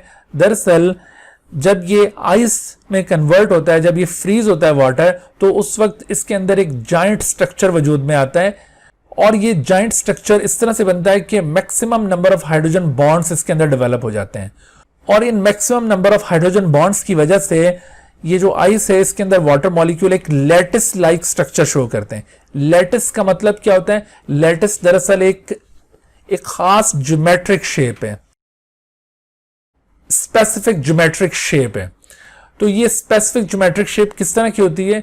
ये दरअसल इस तरह से कि देखिए एक वाटर मॉलिक्यूल आपको ये नजर आ रहा है, this is one water molecule, इसका एक हाइड्रोजन इस साइड पर, एक हाइड्रोजन इस साइड पर, और इसी तरह से आपको एक और वाटर मॉलिक्यूल नजर आ रहा है, इसका एक हाइड्रोजन, इसने इसके साथ ये बॉन्ड बनाया हुआ है, और इसी तरह से इसका जो दूसरा हाइड्रोजन होगा वो यहाँ पर इस जगह पर किसी के साथ वो बॉन्ड बना रहा होगा। फिर आप देखिए ये एक और वाटर मॉलिक्यूल, इसका एक हाइड्रोजन ये रहा और इसका दूसरा हाइड्रोजन कहीं और बॉन्ड बना रहा है, और ये वाटर मॉलिक्यूल इसका एक हाइड्रोजन ये एक ये, और इस हाइड्रोजन इसके साथ बॉन्ड बना लिया है और इस हाइड्रोजन इसके साथ। इस तरह से आप देखिए कि ये वेरियस वाटर मॉलिक्यूल एक कैरेक्टरिस्टिक ज्योमेट्रिक पैटर्न फॉर्म कर रहे हैं। So this characteristic geometric pattern is called lattice, इसको लैटिस कहा जाता है। तो ये इस तरह का लैटिस लाइक स्ट्रक्चर बनता है, और इस लैटिस लाइक स्ट्रक्चर बनने की वजह से दरमियान में आपको नजर आ रहा है कि हॉलो स्पेसेस क्रिएट हो गई हैं। तो इन हॉलो स्पेसेस के क्रिएट होने की वजह से दरअसल इसकी डेंसिटी कम हो गई है। तो आपने देखा कि जैसे जैसे टेम्परेचर कम होता जाता है पहले डेंसिटी इंक्रीज होती है, क्योंकि वाटर की मैक्सिमम डेंसिटी 4 डिग्री सेंटीग्रेड के ऊपर आपको मिलेगी। Maximum density of water can be observed eight 4 degree centigrade, maximum density. लेकिन अगर 4 डिग्री सेंटीग्रेड से मजीद टेम्परेचर कम होगा तो ऐसी सूरत में जब ये लैटिस लाइक स्ट्रक्चर बनना शुरू होगा और maximum number of hydrogen bonds establish हो जाएंगे, तो ऐसी सूरत में दरमियान में यूं गैप्स बनना शुरू हो जाएंगे, तो इसकी डेंसिटी कम होना शुरू हो जाएगी। तो 0 डिग्री सेंटीग्रेड पर जब ये आइस बन जाता है वाटर, तो उस वक्त इसमें ये maximum number of hydrogen bonds की वजह से जो लैटिस लाइक स्ट्रक्चर बना है, जिसकी वजह से इसकी डेंसिटी कम हो गई है, तो इस तरह अब ये आइस की फॉर्म में water liquid state of water के ऊपर फ्लोट करना शुरू कर देगा। ये जो लो डेंसिटी ऑफ आइस की हमने प्रॉपर्टी डिस्कस की है, इस प्रॉपर्टी की बुनियाद पर वाटर का लिविंग बॉडी के लिए क्या रोल है, वाटर लिविंग बॉडी के लिए किस तरह अहम हो गया बिकॉज ऑफ दिस प्रॉपर्टी। तो दरअसल हम इस प्रॉपर्टी की बुनियाद पर जो वाटर का रोल सजेस्ट करेंगे वो रोल ये होगा कि in freezing weather ice forms on the surface of the pond and lakes forming an insulating layer above the water, hence it supports the life underwater in such environment। जैसे आपने देखा होगा कि बहुत कोल्ड एरियाज जहां पर कोई aquatic ecosystem मौजूद है, कोई पॉन्ड है, कोई लेक है, तो उसकी ऊपरी सतह जो होगी वो फ्रीज हो जाएगी लो टेम्परेचर की वजह से, और ऊपर जो आइस की एक लेयर फॉर्म होती है वो एक इंसुलेशन का काम करती है।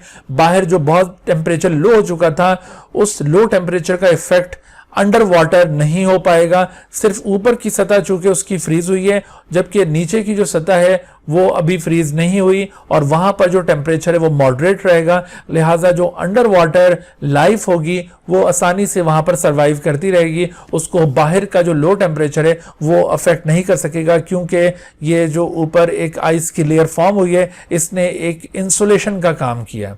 तो इस तरह से आप देखें कि वाटर की ये प्रॉपर्टी वाटर को एक इंसुलेटिंग रोल प्रोवाइड कर रही थी। इस तरह से आपने इस प्रॉपर्टी की बेसिस के ऊपर भी वाटर का रोल आइडेंटिफाई किया for the living beings. Now another property is ionisation of water. Ionisation का मतलब है डिसोसिएशन इनटू आयंस, यानी देखिए वाटर मॉलिक्यूल के अंदर ये प्रॉपर्टी पाई जाती है। वाटर मॉलिक्यूल जिसका फार्मूला H2O है, वाटर जब आयनाइज होगा तो आयनाइजेशन के रिजल्ट में वाटर में से दो किस्म के आयंस लिबरेट होंगे, एक हाइड्रोक्साइल आयंस जिनको OH नेगेटिव आयंस कहा जाता है, और H पॉजिटिव आयंस यानी हाइड्रोजन आयंस इसमें से फॉर्म होंगे। तो एक वाटर मॉलिक्यूल के स्प्लिट करने से ये हाइड्रोक्साइल आयंस और हाइड्रोजन आयंस इक्वल प्रोपोर्शन के अंदर प्रोड्यूस हो रहे हैं। अगर आपसे पूछा जाए कि when 10 water molecules are ionized, what will be the ratio between hydroxyl ions and hydrogen ion, तो 1:1 आपने याद रखना है। ये इस तरह का MCQ पहले भी पूछा जा चुका है, तो आपने ध्यान रखना है कि अगर 10 वाटर मॉलिक्यूल आयनाइज होते हैं तब भी है, अगर कहा जाए 100 वाटर मॉलिक्यूल तब भी यही आंसर। जितने मर्जी वाटर मॉलिक्यूल आपको कहा जाए कि अगर वो आयनाइज होते हैं तो हाइड्रोजन और हाइड्रोक्साइल आयंस के दरमियान क्या रेशो डेवलप होगा, तो आपने याद रखना है कि 1:1। अगर किसी भी मीडियम के अंदर हाइड्रोजन और हाइड्रोक्साइल आयन का प्रोपोर्शन सेम है तो इसका मतलब ये होगा कि वो मीडियम बिल्कुल प्योर वाटर पर मुश्तमिल है, क्योंकि प्योर वाटर उसमें मौजूद वाटर मॉलिक्यूल्स जब आयनाइज होते हैं तो equal proportion of hydroxyl ions और हाइड्रोजन आयंस लिबरेट होंगे। लेकिन जब वाटर के साथ कोई और चीज भी उसमें एडेड होती है, कोई एसिडिक या कोई बेसिक कंपाउंड, तो ऐसी सूरत में हाइड्रोक्साइल आयंस या हाइड्रोजन आयंस का प्रोपोर्शन एग्जैक्टली 1:1 नहीं रहता, तो उसमें आपको इनका नंबर डिफरेंट नजर आएगा। तो अगर हम प्योर वाटर की बात करें, इन प्योर वाटर आप देखेंगे कि जो हाइड्रोजन और हाइड्रोक्साइल आयंस की कंसंट्रेशन है प्योर वाटर के अंदर एट रूम टेम्परेचर, वो कितनी कंसंट्रेशन होगी, वो दरअसल इसकी कंसंट्रेशन होगी 10⁻⁷ मोल पर लीटर। हाइड्रोक्साइल आयंस की कंसंट्रेशन भी यही होगी और हाइड्रोजन आयन की कंसंट्रेशन भी यही होगी। और रूम टेम्परेचर कितने टेम्परेचर को कहते हैं? रूम टेम्परेचर दरअसल 25 डिग्री सेंटीग्रेड को कहा जाता है। अक्सर सवाल पूछा जाता है, हम जब क्लास फिजिकली कंडक्ट कर रहे होते हैं तो बच्चों से ये सवाल पूछते हैं कि बताइए कि मरी के अंदर दिसंबर के महीने में रूम टेम्परेचर क्या होगा। तो रूम टेम्परेचर की टर्म जब यूज की जाती है साइंटिफिकली, तो याद रखिए कि उसमें फिर आपने ये सीजन के साथ उसको रिलेट नहीं करना, ना ही आपने किसी पर्टिकुलर एरिया के साथ उसको रिलेट करना है। रूम टेम्परेचर का हमेशा मतलब होगा 25 डिग्री सेंटीग्रेड, ठीक है। तो आपने ये कंफ्यूज नहीं होना कि दिसंबर के महीने में मरी के अंदर रूम टेम्परेचर, तो कोई बच्चा कह रहा होता है 0 डिग्री सेंटीग्रेड, तो कोई कह रहा होता है -5, तो कोई -10, तो आपने इस तरह से कंफ्यूज नहीं होना, ठीक है। तो रूम टेम्परेचर टर्म जब भी यूज की जाए उसका मतलब क्या होगा?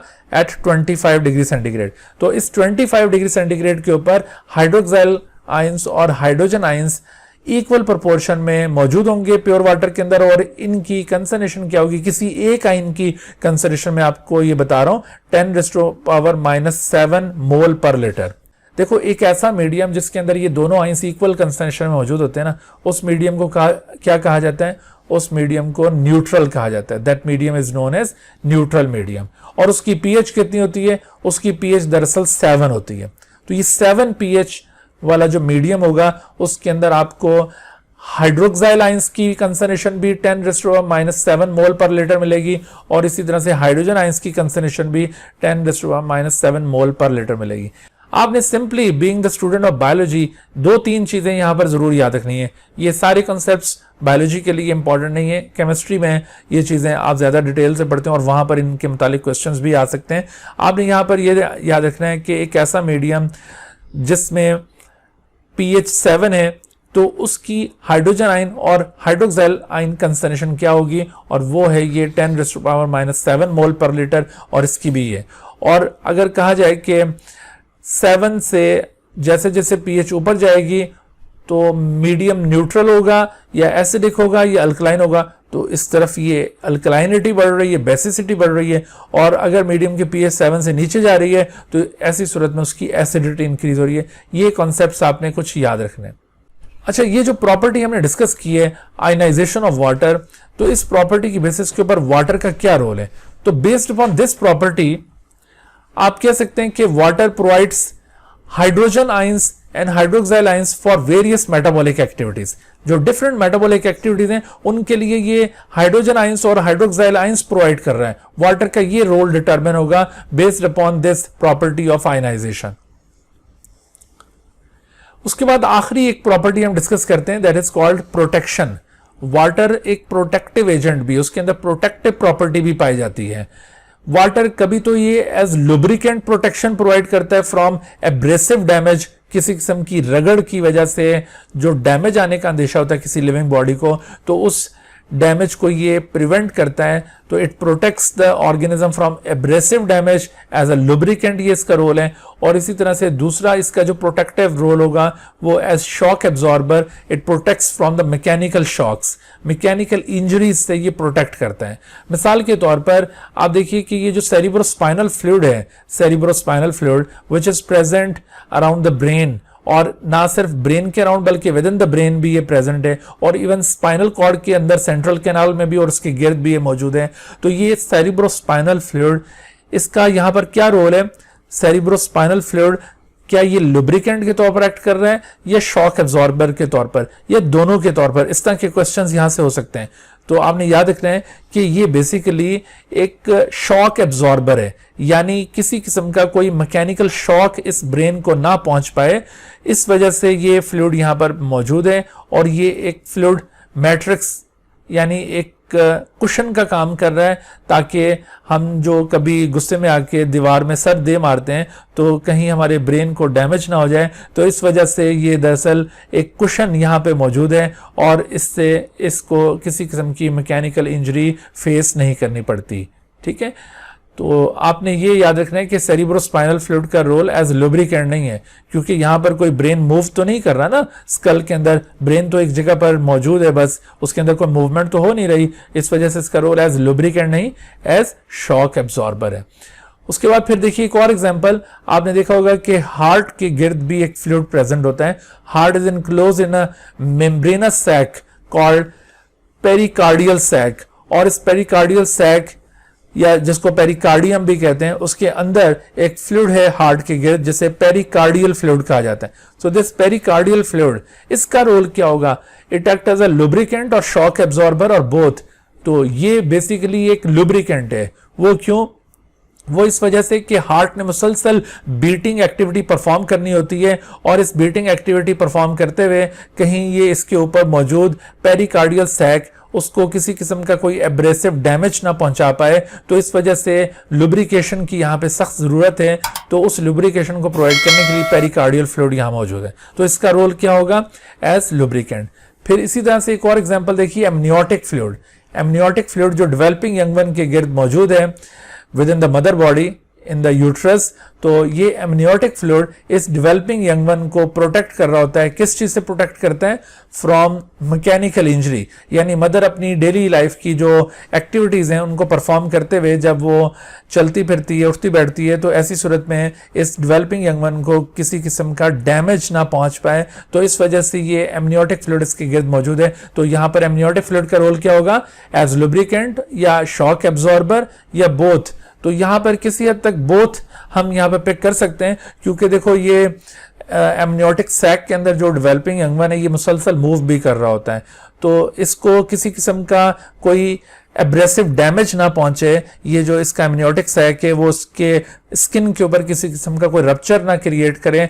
तो इस तरह से इसको लुब्रिकेशन भी चाहिए होती है, क्योंकि ये जो डेवलपिंग यंग वन है इसने मूवमेंट भी करनी होती है, और इसके साथ साथ इसको शॉक एब्जॉर्बेंस भी रिक्वायर्ड होती है। तो एमनियोटिक फ्लूइड का जो रोल है वो दोनों के तौर पर होगा। अच्छा, उसके बाद फिर आप देखिए कि लंग्स के गिर्द भी एक फ्लूइड प्रेजेंट होता है between the two pleural membranes, and this fluid is known as pleural fluid. और ये जो प्लूरल फ्लूइड है इसका रोल आप अगर गेस करें कि इसका रोल क्या है, एज लुब्रिकेंट या शॉक एब्जॉर्बर, तो ये बेसिकली एक लुब्रिकेंट है, क्योंकि लंग्स ने कॉन्ट्रैक्ट और रिलैक्स करना होता है, और ये रिब केज के अंदर, थोरेसिक कैविटी के अंदर किसी किस्म का कोई एब्रेसिव डैमेज इसको ना पहुंचे लंग की सरफेस को। तो इस वजह से एक फ्लूइड इसके गिर्द मौजूद है, जिसकी वजह से ये लुब्रिकेशन इसको मिल रही है और ये आसानी से कॉन्ट्रैक्ट और रिलैक्स कर रहे हैं लंग्स। तो इस तरह से इसका रोल भी एज लुब्रिकेंट होगा।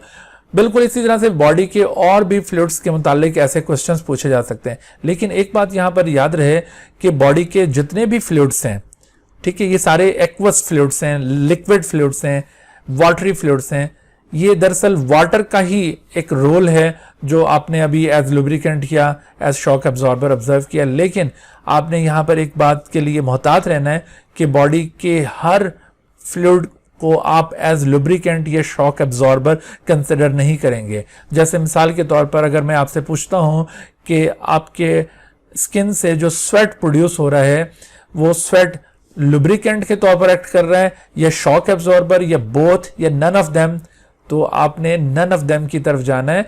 ये जो स्वेट है ये जरूरी नहीं है कि लुब्रिकेंट या शॉक एब्जॉर्बर, आप बॉडी की हर फ्लूइड को इस तरह इन दो में फिट करने की कोशिश मत कीजिएगा। अगर ये अभी लाइव क्लास हो रही होती तो मैं आपसे क्वेश्चन पूछता तो आपने यकीनन स्वेट के मुतालिक भी इन दोनों में से कोई रोल सजेस्ट कर देना था। आपसे टीयर फ्लूइड पूछा जाता तो टीयर फ्लूइड के मुतालिक भी आप इसी तरह से कुछ ना कुछ गेस करते। बहरहाल टीयर फ्लूइड जो है वो बेसिकली लुब्रिकेंट के तौर पर एक्ट कर रहा होता है। तो इस तरह से आप बाकी भी जो बॉडी फ्लूइड्स हैं उनके मुतालिक ऐसी चीज़ों के ऊपर गौर जरूर कीजिए। अच्छा बच्चों, आज का ये लेक्चर हम इसी जगह पर कंक्लूड करते हैं। उम्मीद है कि इस लेक्चर में जितने भी कंटेंट्स आपको एक्सप्लेन किए गए हैं आपको बखूबी वो समझ में आ चुके होंगे, और इस लेक्चर के जितने भी लर्निंग ऑब्जेक्टिव्स थे उनको आपने सक्सेसफुली अचीव कर लिया होगा। और अगर इसके बावजूद आपके माइंड में कोई क्वेश्चन अराइज होता है इन टॉपिक से रिलेटेड तो आप बगैर किसी हेजिटेशन के मुझसे वो क्वेश्चन पूछ सकते हैं। इस लेक्चर में जितने भी कंटेंट्स आपको एक्सप्लेन किए गए हैं उनको आप अच्छी तरह से समझने के बाद अपनी बुक्स में से इन टॉपिक्स को अच्छी तरह से रिवाइज कीजिए, और जब आप ये यकीन कर लें कि आपकी रिवीजन कंप्लीट हो गई है तो उसके बाद फिर आप इन टॉपिक्स से रिलेटेड एमसीक्यूज की असाइनमेंट सॉल्व कीजिए। असाइनमेंट के लिए आप इस वीडियो की डिस्क्रिप्शन में एक लिंक मुलाहिजा कर रहे हैं, आप उस लिंक को क्लिक करेंगे तो गूगल फॉर्म्स के थ्रू आपको वो एमसीक्यूज असाइनमेंट ऑनलाइन दस्तयाब हो जाएगी। आप उसको उसी जगह पर अटेम्प्ट कीजिए, और अटेम्प्ट करने के बाद जैसे ही आप उसको सबमिट करेंगे तो आपको उसका रिजल्ट भी मिल जाएगा। आपको ये अंदाजा हो जाएगा कि आपके कौन से क्वेश्चंस उसमें गलत हुए हैं, तो आप उन क्वेश्चंस को दोबारा अपनी बुक में रिव्यू कर सकते हैं, या फिर अगर कोई प्रॉब्लम आप फेस कर रहे हैं जो आपको समझ में नहीं आ रही तो आप वो मेरे साथ शेयर कर सकते हैं। इंशाल्लाह मैं आपको सेटिस्फाई करने की मुकम्मल कोशिश करूंगा। अच्छा बच्चों, अब आपसे मुलाकात होगी अगले लेक्चर में। तब तक के लिए इजाजत, अपने घर में रहिए, महफूज रहिए और इन लेक्चर से इस्तिफादा हासिल करते रहिए। मुझे आप इजाजत दीजिए इस दुआ के साथ कि अल्लाह ताला हम सब के लिए आसानियां अता फरमाए और अपनी हिफ्ज़ व अमान में रखे। अल्लाह हाफिज। Dear viewers, thank you for watching this video. If you have not subscribed this channel, kindly subscribe it and also press the bell icon below so that you could be notified about any new video lecture from Biology Guardian. And also do not hesitate to ask any question regarding this lecture. My contacts are shown on the screen. Thank you once again.